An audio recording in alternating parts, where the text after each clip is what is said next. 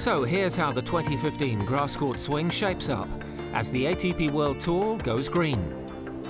It may be the shortest of all the tennis seasons, but the grass court swing still comprises 7 tournaments across 2 continents.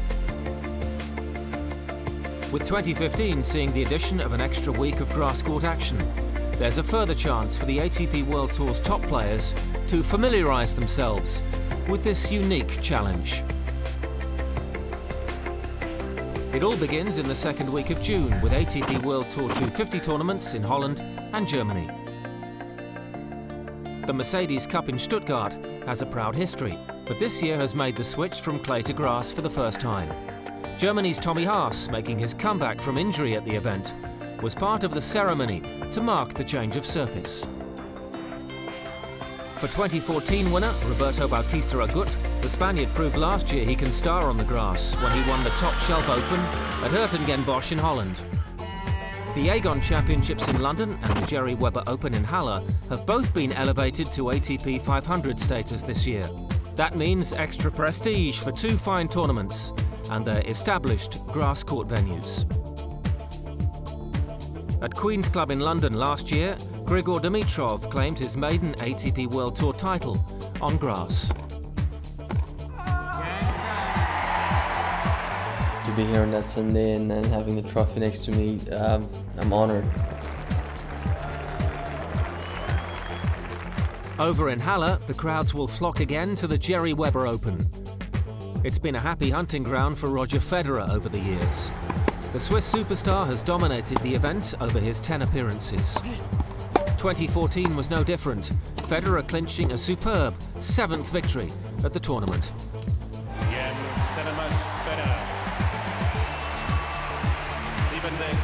7-6. So great and amazing to win titles. It's what I play for, to play in front of a standing ovation at the very end of a tournament, and me being very pleased with my performance and also just enjoying the moment. The following week, the Aegon Open returns to Nottingham in Great Britain for the first time since 2008. In the final instalment of the event at Eastbourne last year, it was Feliciano Lopez who signed off as champion on the South Coast. The Spaniard will make the move to the East Midlands this year as he seeks a 3rd consecutive Aegon Open title. Then it's the big one, as the 3rd Grand Slam of the year takes place at Wimbledon. Always a special occasion at SW19, the historic championships, now in its 138th edition, host the only slam to be played on grass. 2014 saw Novak Djokovic clinch his 2nd Wimbledon title, as he beat his great rival Roger Federer in a classic 5-setter at the All England Club. Well, I'm trying to enjoy the moment. You don't win Wimbledon every day, so I'm glad that I could come back to the club and really just kind of conclude the very successful tournament. On the famous Wimbledon lawns. The final event of the grass court swing takes place in Newport, America, and the Hall of Fame Tennis Championships. The only ATP World Tour grass court tournament currently held in the United States also enjoys a proud history.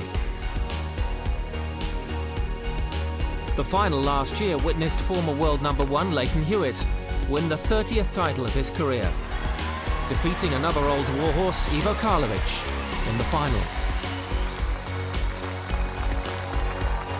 A quick look at the FedEx ATP Performance Zone and the most grass court titles amongst active players.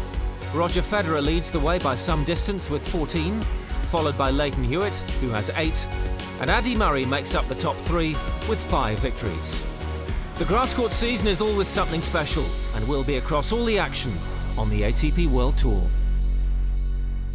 Guys, thanks a lot for watching. We really enjoyed being our host today, and see you next time at ATP World Tour Uncovered. Thanks to Bruno and Alex, and next week on ATP World Tour Uncovered, we're in Stuttgart and Hertogenbosch as it all starts on the grass. And we'll be with Germany's comeback kid. We spotlight the evergreen Tommy Haas. Don't forget to log on to atpworldtour.com for your 24/7 breaking news and talk with us on Facebook and Twitter in English and Spanish. See you next week.